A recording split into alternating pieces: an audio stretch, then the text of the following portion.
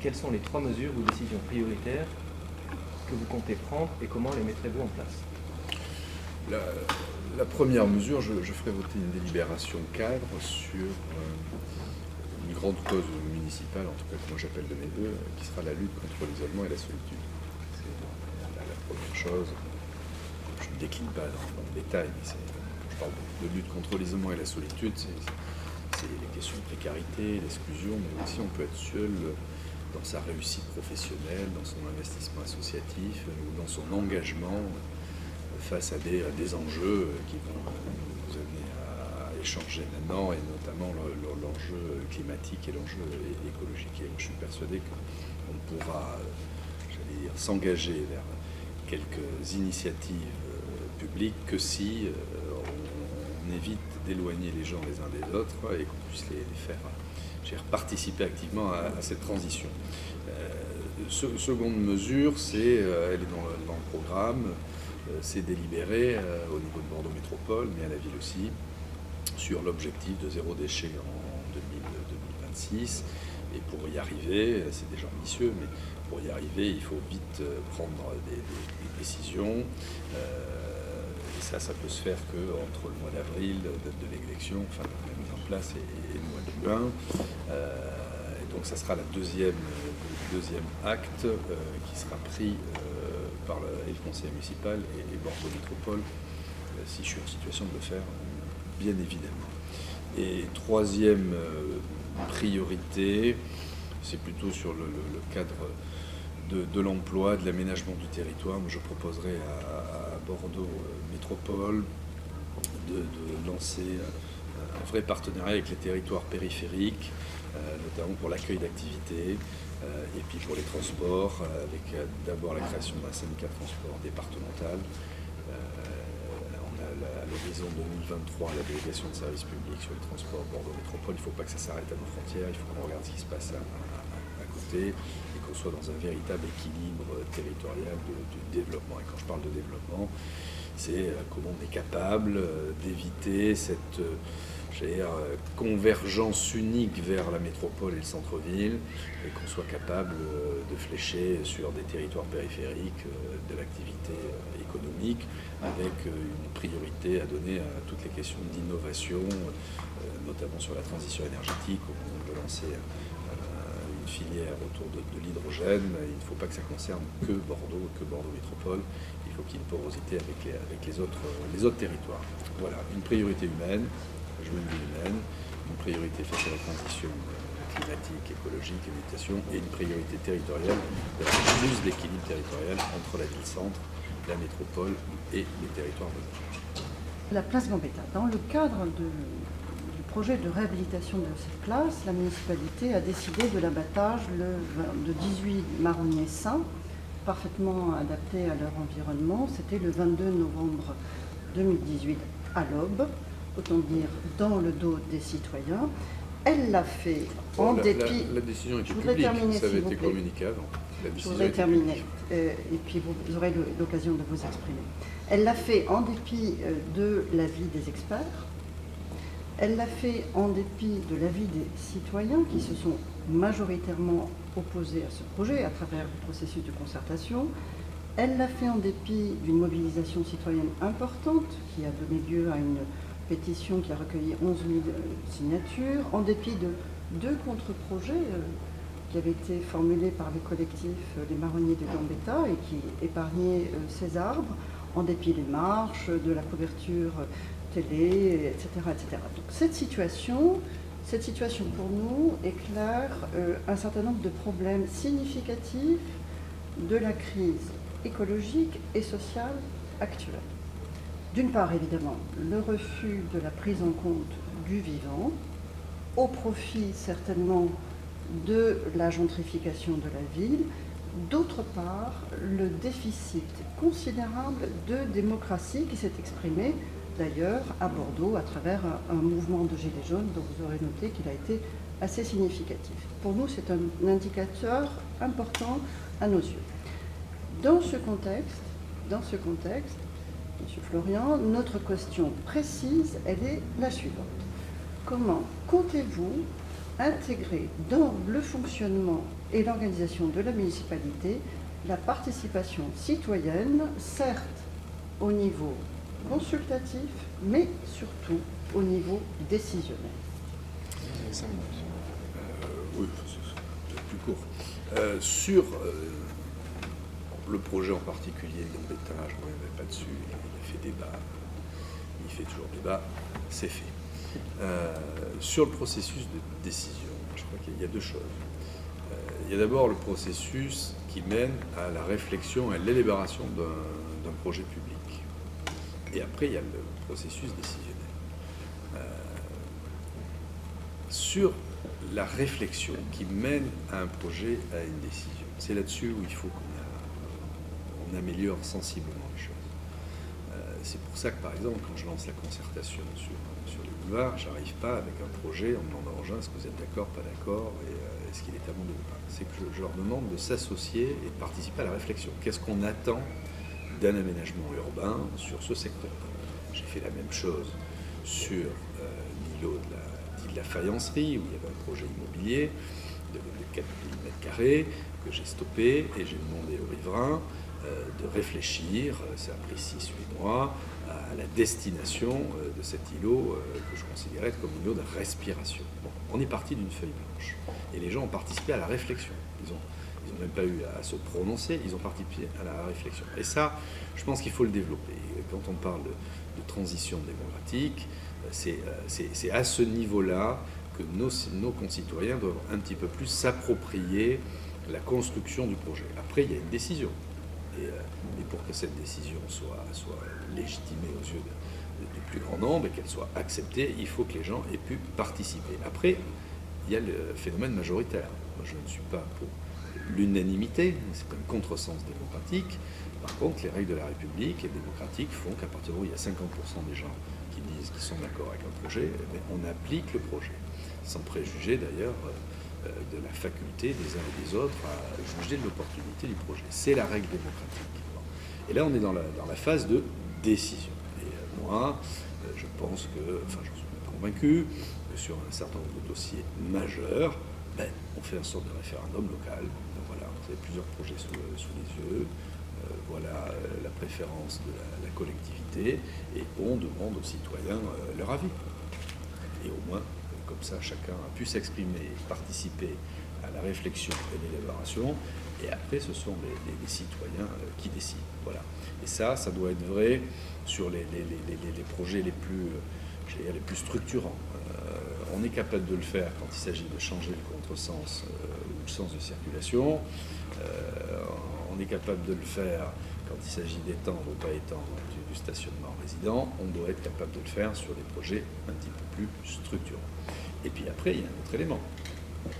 C'est que moi, je fais confiance à la maturité politique de nos concitoyens. Il y a un rendez-vous électoral qui se déroule en mars 15 et 22 mars. Chacun des candidats présente un programme avec des propositions d'action. Je considère aussi qu'à un moment ou un autre, dès lors que le peuple a tranché, il est logique aussi que soient mises en application les propositions du candidat retenu. Sachant que sur un certain nombre de sujets, on peut toujours afficher une intention, une vision, une orientation, et qu'après, dans la boîte à outils et la mise en œuvre, là, le citoyen, il ne s'agit pas qu'il attende tous les 6 ans pour s'exprimer. Là, le citoyen doit pouvoir se réapproprier la décision. Et puis, il y a d'autres sujets sur lesquels la participation citoyenne est appelée à se développer. C'est ce qu'on a fait sur le budget participatif, où il y a à peu près 400 personnes qui ont proposé un projet qui a été soumis aux citoyens. Il y a eu 13 000 votants, et ce sont des gens qui se sont appropriés la décision. Comment comptez-vous améliorer la mobilité en ce qui concerne les zones périurbaines? C'est là où la notion d'équilibre territorial est importante. Comment on est capable d'aller, j'allais dire, desservir un certain nombre de territoires qui sont juste en périphérie pour assurer ce mouvement pendulaire, domicile-travail. Ça passe par la mise en place d'une structure décisionnelle qui ne fasse pas zone par zone, mais qui ait une logique plus globale, le rail, la route, les mobilités douces. Tout ça globalisé à l'échelle d'une aire urbaine et pas simplement de l'aire métropolitaine. Et puis, il y a ce second objectif, qui est peut-être à plus long terme, c'est comment on est capable de rapprocher des lieux de vie périphériques de l'activité. Moi, j'ai un exemple tout simple en tête. On peut toujours discuter du fond, mais on a autour de l'aéroport la zone aéroportuaire avec une des plus grosses filières économiques et en termes d'emploi de l'agglomération, ce qui est l'aéronautique, c'est 30 000 emplois, c'est un secteur qui se développe. Jusqu'à quel point on n'est pas capable d'accueillir de futures entreprises en dehors de ce secteur géographique, au Nord-Bassin, dont on sait qu'il y a à peu près 15% des personnes qui travaillent sur la zone aéroportuaire, qui vivent sur le Nord-Bassin, et donc pouvoir implanter aussi l'activité économique et industrielle à ce niveau-là. C'est la même logique quand on est à Blanquefort, pour le remplacement des usines Ford. On est au sud du Médoc. Il faut à tout prix créer de l'activité qui ne soit pas que de la logistique ou du service, de la vraie activité économique qui soit destinée à toute cette population qui habite sud, nord Médoc, et que ça évite de revenir sur l'agglomération et d'être plutôt en périphérie. Donc c'est ça l'équilibre territorial en termes d'activité et de développement économique. Est-ce que le projet de déviation du Taillan correspond à votre vision de l'amélioration de la mobilité sur la métropole bordelaise? Alors là, pour le coup, moi je ne connais pas le projet de la déviation du Taillan. Je me suis...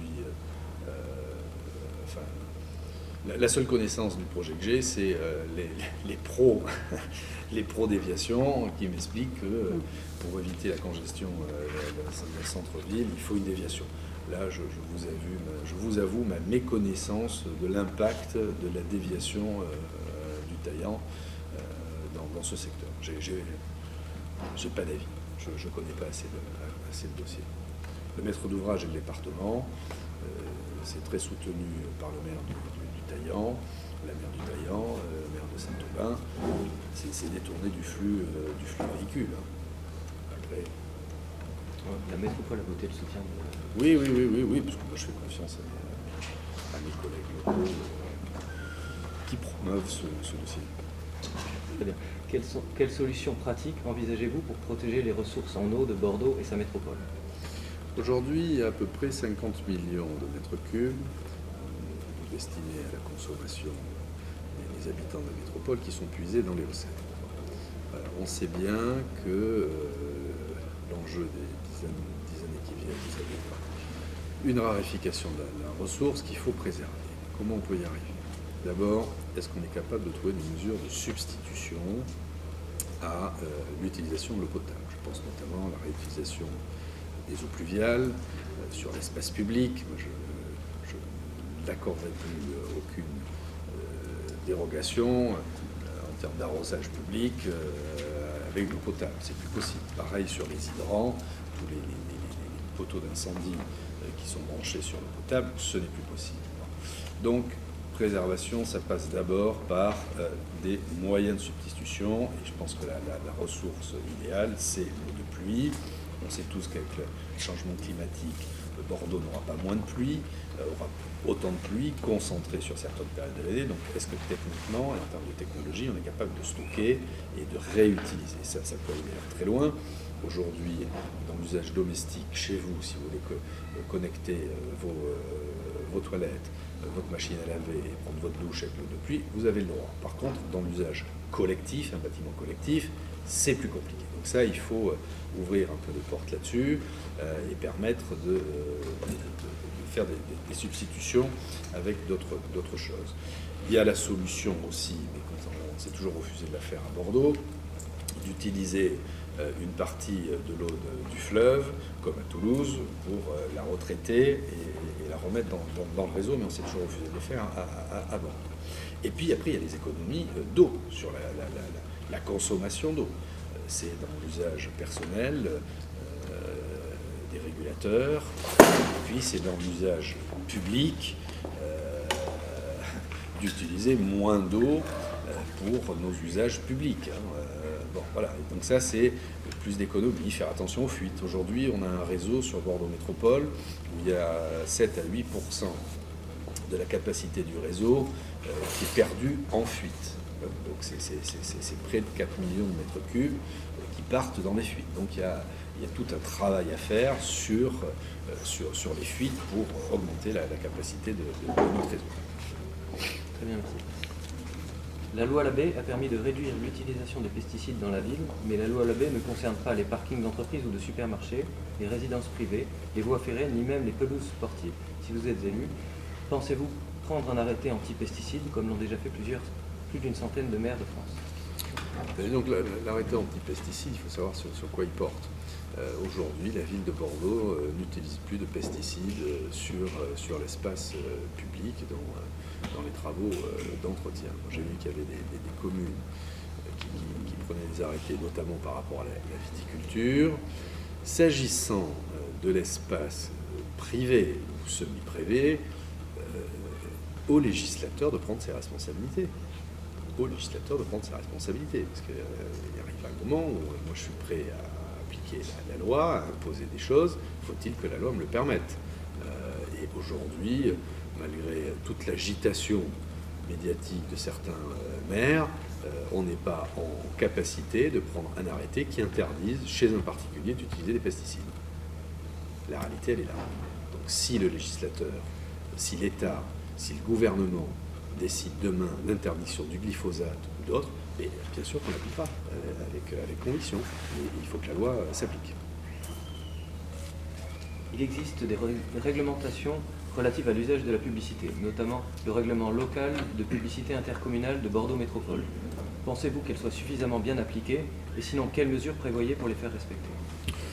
Ça dépend la partie du territoire. On s'aperçoit que la pollution visuelle qu'engendre la publicité, elle est plutôt sur des zones presque périphériques, zones pavillonnaires, où on ne va pas se raconter d'histoire non plus. C'est un moyen de revenu complémentaire pour les gens d'accorder le droit d'implantation d'un panneau publicitaire. Bon. En centre-ville, c'est un petit peu différent, c'est plus réglementé, on a un secteur sauvegardé, secteur protégé. Moi, il faut faire de la dentelle, et qu'au cas par cas, mais ça passe par le règlement qui existe aujourd'hui, on tende vers ce qui, de toute façon, à mon avis, sera le sens de l'histoire.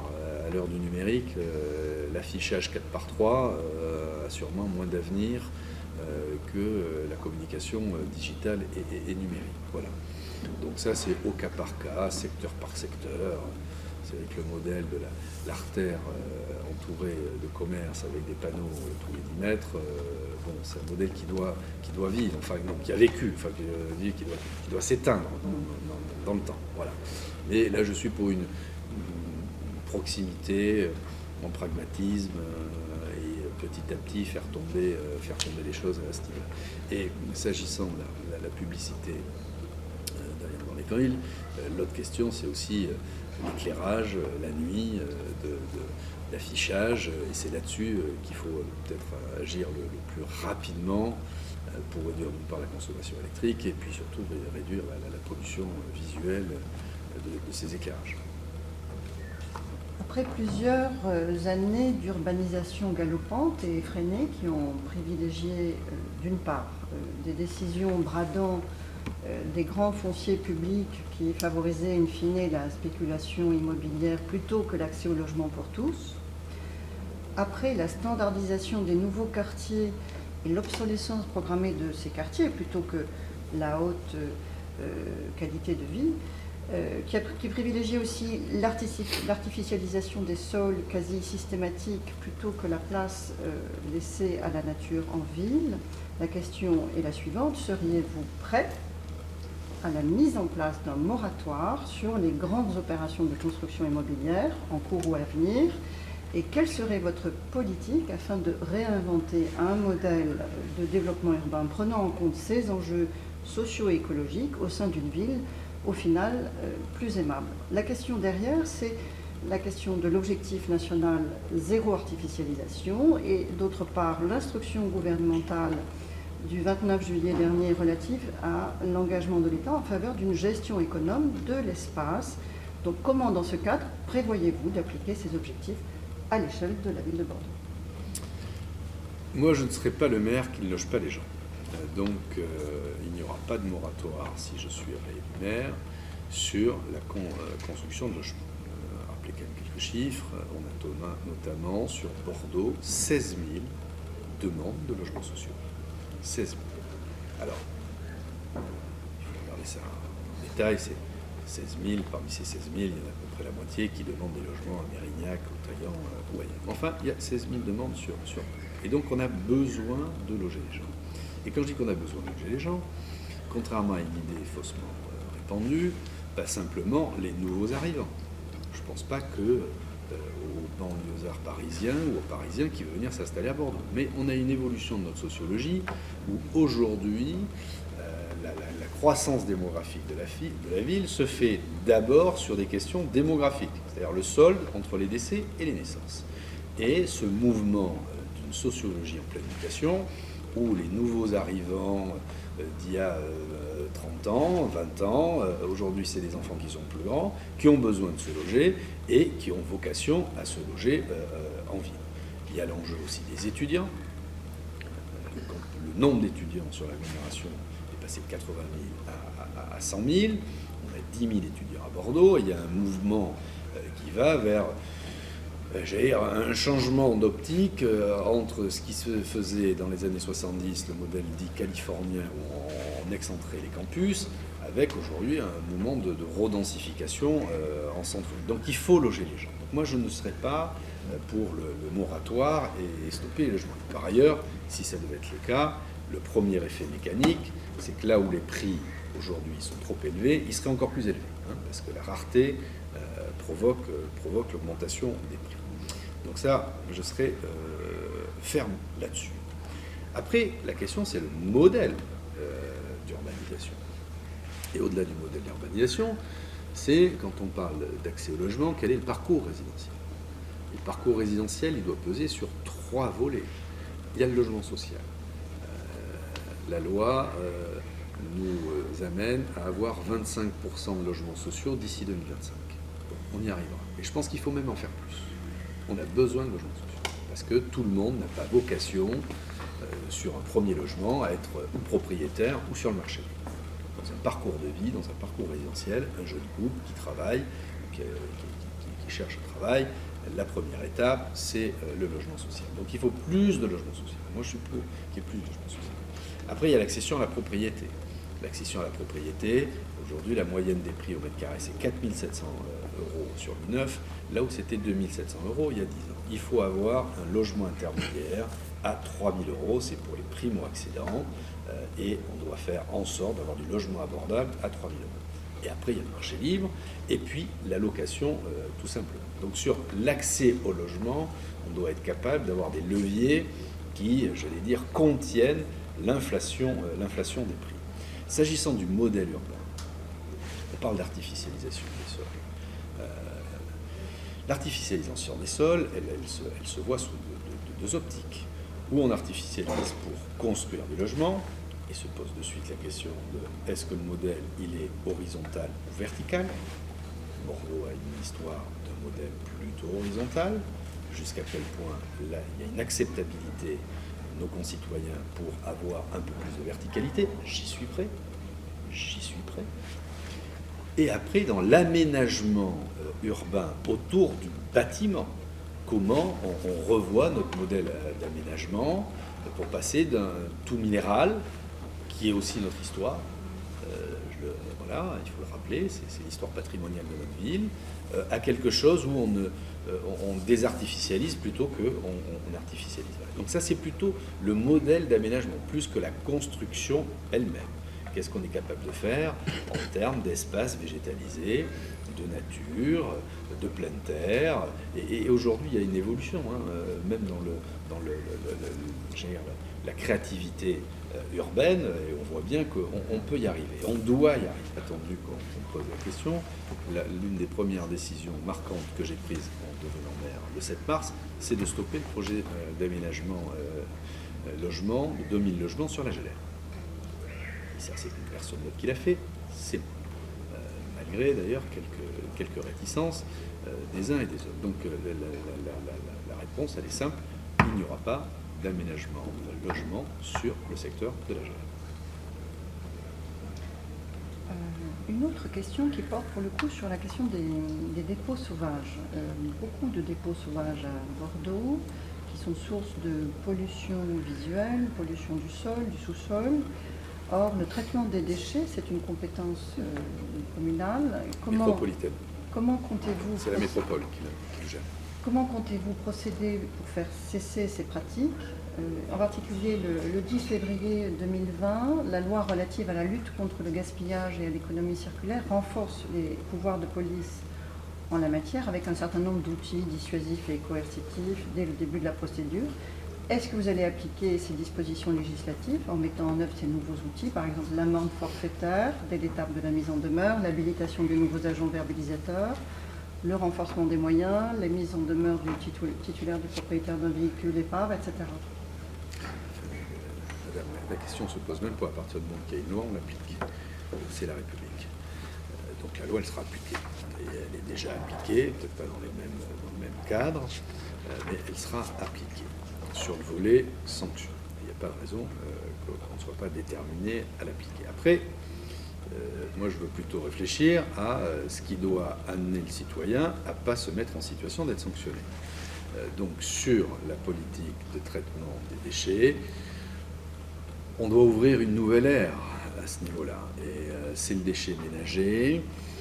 Aujourd'hui, il n'est plus possible de fonctionner qu'avec deux bacs. Un bac vert, un bac gris. Il faut qu'on aille vers plus de tri, que ce soit dans l'espace privé et aussi dans l'espace public, avec plus d'apports volontaires. Donc ça nécessite la mise en place d'infrastructures dédiées à ça, que ce soit en centre-ville ou ailleurs. Et puis après, il y a la question de la revalorisation et du recyclage. C'est pour ça qu'on porte, quand on fixe l'objectif du zéro déchet pour 2026, on porte le projet d'avoir, et ça pourrait être accueilli sur une partie du territoire de la Gélère, le projet ICOS, qui est un joli projet de recyclage, de revalorisation de matériaux, et surtout créer une véritable filière sur le recyclage, la revalorisation et la réutilisation des matériaux de construction. Voilà. Et ça, moi je suis même prêt à aller plus loin, au-delà du modèle industriel à mettre en place, aller plus loin et modifiant le plan local d'urbanisme pour imposer aux promoteurs et aux aménageurs un quota de réutilisation de matériaux qui auront été recyclés et revalorisés. Au 1er janvier 2022, les services de restauration des établissements devront proposer au moins 50% de produits de qualité et durables, dont au moins 20% de produits biologiques. Comment comptez-vous accompagner le développement de la filière bio et favoriser le menu dit végétarien une fois par semaine auprès des gestionnaires de restauration scolaire?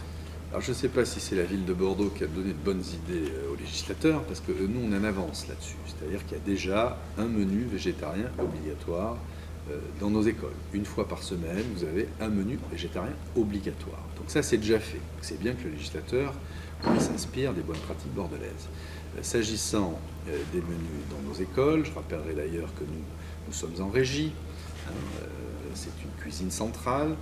Dans nos écoles, ce sont 23 000 repas qui sont livrés tous les jours. Il y a tous les jours, au choix, un menu sans viande. C'est déjà l'existant. S'agissant des filières, vous me parlez de 20%, c'est bien. Nous, on est à 30%. Donc, on n'attendra pas que le législateur nous impose 30%. On veut plutôt se tendre vers 50%. Et je fais quand même la distinction entre la filière bio et le circuit court. Aujourd'hui, si tant est que le maire de Bordeaux souhaite augmenter son approvisionnement en réseau bio, en production bio, il serait obligé de le faire en faisant venir des produits bio de l'autre bout de la France, ou en camion, ou en avion. Je ne suis pas persuadé que l'empreinte carbone... non, aujourd'hui, on n'est pas capable, à l'échelle de notre territoire, d'atteindre les 50% en filière bio. Pour nos 23 000 repas, ce n'est pas possible. En circuit court, oui, mais en filière bio, ce n'est pas possible. Les producteurs, aujourd'hui, il n'y a pas la masse critique. Ça viendra. ça viendra. Et il faut le favoriser, il faut l'accompagner, qu'il sache que nous, on est tout à fait disponible à ça. Voilà, donc ça, on accompagne ce mouvement. Il ne s'agit pas de fanfaronner en disant qu'on est meilleur que les autres, mais en tout cas, le mouvement est déjà bien enclenché, et c'est pour ça qu'on a de bonnes bases pour voilà. Ça passe par des petites choses. Quand on décide de signer une convention de partenariat avec le marché d'intérêt national de Marmande pour la fourniture de légumes, notamment les tomates, qui jusqu'à maintenant partaient à Rungis pour revenir à Bordeaux. Bon, et on est en plein dans ce qu'il faut faire. Et je vais même plus loin, c'est que moi je souhaite développer le transport logistique par le fleuve. On a la chance d'avoir un marché d'intérêt national aux mines de Brienne, qu'il faut revoir avec un accès sur le fleuve. Et moi, je serai le promoteur et je prendrai des initiatives pour que l'acheminement d'un certain nombre de denrées alimentaires se fasse par le fleuve, avec de la logistique urbaine par le fleuve. Les enfants, il s'agit de les sensibiliser, mais surtout, il s'agit d'en faire des véritables ambassadeurs de toutes ces questions climatiques, énergétiques et environnementales. Et moi, je m'aperçois qu'on assiste aujourd'hui à une éducation inversée. Et ce que je retiens, notamment l'année 2019, c'est ces marches pour le climat des lycéens qui sont venus nous tirer la manche aux uns et aux autres en disant « Attention, il y a urgent, il faut changer ». Et c'est vrai chez les plus petits. J'ai le conseil municipal des jeunes à Bordeaux. Je suis toujours ébloui par la maturité, la lucidité qu'ont les gamins sur ces questions. Il faut en faire des ambassadeurs auprès de leurs parents et faire de l'éducation inversée. Ce travail, il est fait dans les écoles.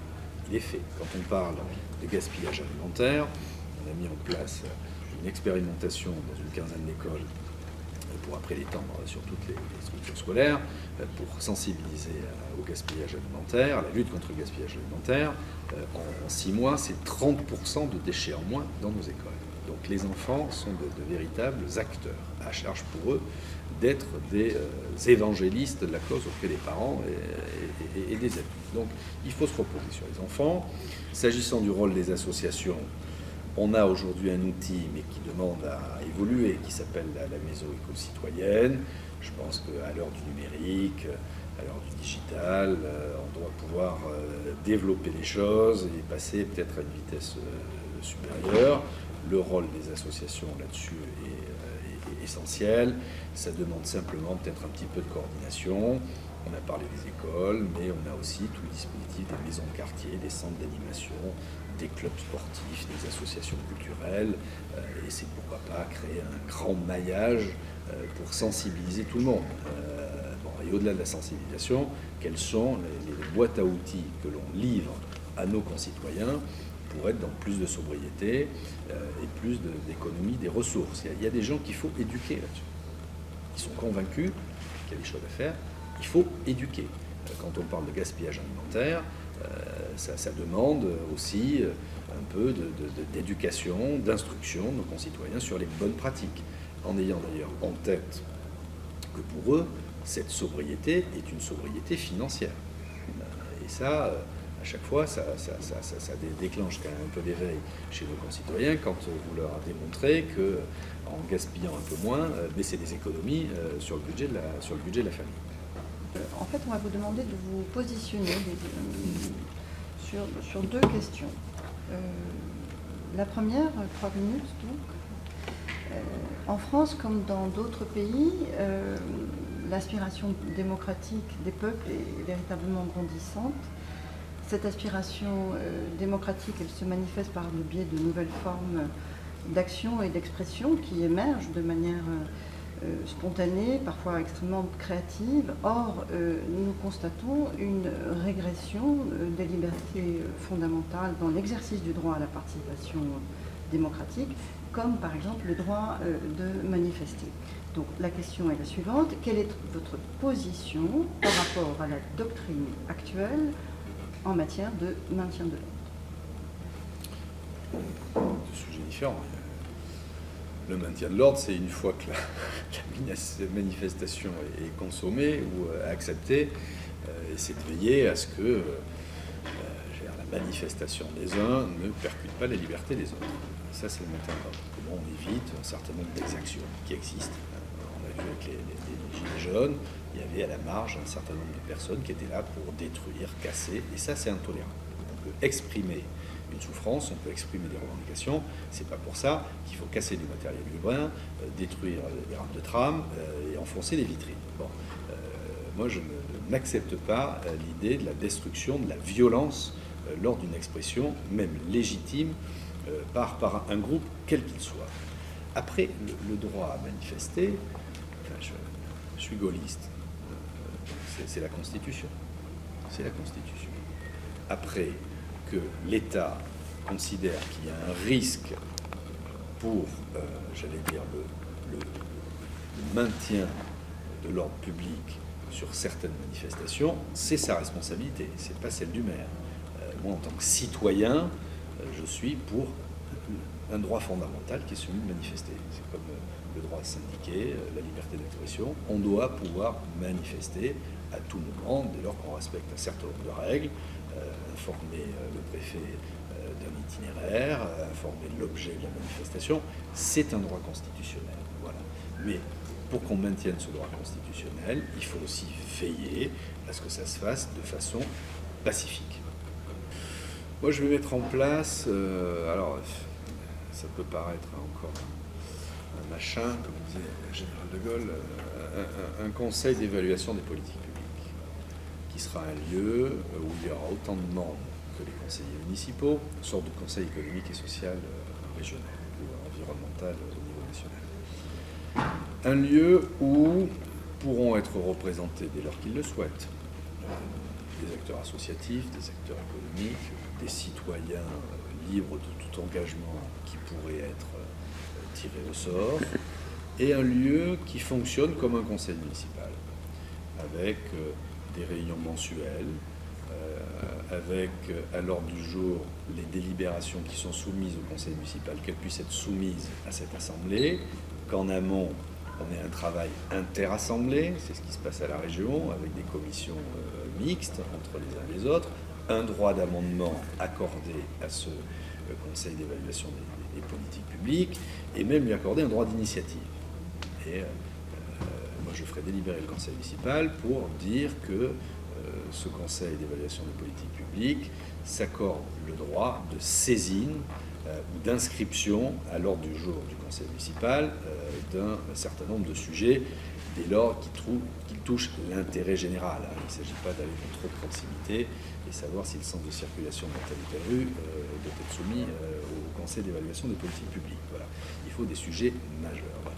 Donc moi, je suis prêt à aller plus loin là-dessus et que ce conseil d'évaluation des politiques publiques soit aussi légitime pour saisir la population du référendum d'initiative locale, qui aujourd'hui, contrairement à là aussi, j'entends chez certains de mes concurrents l'idée de mettre en place, non mais ça existe, c'est le Code général des collectivités territoriales, c'est la loi. Après, la question, c'est de savoir est-ce qu'on l'utilise ou pas. Et donc, sur un certain nombre de sujets qu'ils auront en opportunité, que ce conseil d'évaluation des politiques publiques puisse dire au maire, monsieur le maire, je vous enjoins, c'est quasiment une injonction, de soumettre à consultation un référendum d'initiative locale tel ou tel projet pour consulter les citoyens. C'est pourquoi protéger la biodiversité, s'il vous plaît. Et parce que c'est sauver l'espèce humaine. Hein. Dès lors qu'on n'a plus de chaîne alimentaire et de biodiversité, l'espèce humaine est menacée. Bien, merci. Si vous voulez bien tirer... Moi, quand on parle de lutter contre la pollution, c'est pour préserver la santé des gens. Quand on parle de biodiversité, d'économie des ressources, c'est pour l'espèce humaine. C'est pas simplement le souci de préservation de la Terre. C'est aussi pour l'être humain qui vit dessus. Ce qu'on oublie trop souvent de dire, c'est que face à l'enjeu climatique et les dérèglements climatiques, il y a aussi l'enjeu démographique. Notre planète est appelée à accueillir à peu près un peu plus de 10 milliards d'habitants. L'horizon, on ne connaît pas bien, c'est 2080, c'est 2100. Quand on corrèle le changement climatique avec cette démographie, le résultat, c'est des guerres et des familles. Donc comment on est capable de contenir et d'accueillir, ça sera des grandes migrations, il faut le savoir, pour contenir cette démographie. Autrement, la démographie, elle se fera, j'allais dire, la sélection, elle se fera naturellement. Mais il faut éviter que ça se fasse naturellement. Merci. Merci. Si vous bien tirer 3 questions maintenant, et, La vous première. avez une minute pour chaque question. Alors, il faut me donner la question. D'où vient l'eau potable de Bordeaux? Alors l'eau potable de Bordeaux, elle est puisée essentiellement dans la source de Budos, qui est à côté de Langon. Et sur les 50 millions de mètres cubes qui sont consommés chaque année à Bordeaux, je ne pourrais pas vous donner la répartition exacte, mais les 3/4 doivent venir de Budos. Donc on puise dans l'Éocène, c'est à peu près à 1000 mètres sous nos pieds, et c'est acheminé par un aqueduc qui arrive de Budos et qui alimente Bordeaux Métropole. Et puis il y a une seconde source qui est à Sainte-Hélène, dans la porte du Médoc, qui est une source menacée d'ailleurs, parce que quand on parle de préservation de la ressource, il y a la question du bouchon vaseux à l'estuaire. Alors tout ça n'est pas très romantique, hein, je peux le comprendre, et assez technique. La question du bouchon vaseux sur l'estuaire, où en fait il y a un risque de salinité, parce qu'il y a une collusion entre la source et l'eau salée au niveau de l'estuaire, et c'est la Garonne qui fait tampon. Et si on ne préserve pas cette ressource, elle peut devenir salée à terme. Merci.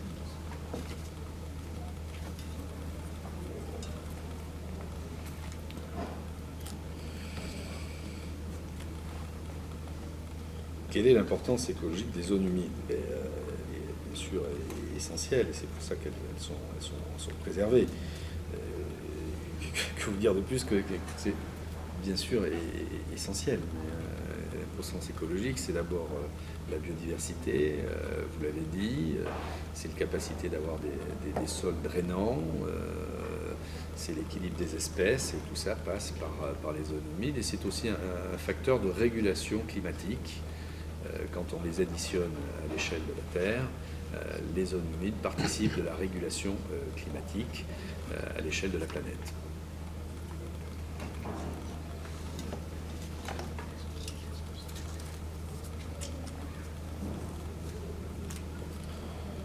Alors, pourquoi la biodiversité est-elle en danger? C'est l'homme qui la met en danger, enfin l'espèce humaine. D'abord, et on l'a déjà abordé, sur l'urbanisation, l'artificialisation des sols, et puis la pratique humaine. On est dans une sorte de chaîne alimentaire, d'expansion sur le territoire de l'espèce humaine, et qui se fait à un moment ou à un autre, si on n'y prend pas garde, au détriment de la biodiversité. C'était 3 ou 4? 3 ans, c'était la dernière. C'était la dernière. Merci beaucoup. C'est moi Merci qui vous d'avoir pris ce temps, de vous être prêté à nos entretiens citoyens, et bonne continuation. Merci beaucoup, et merci pour la qualité de vos questions.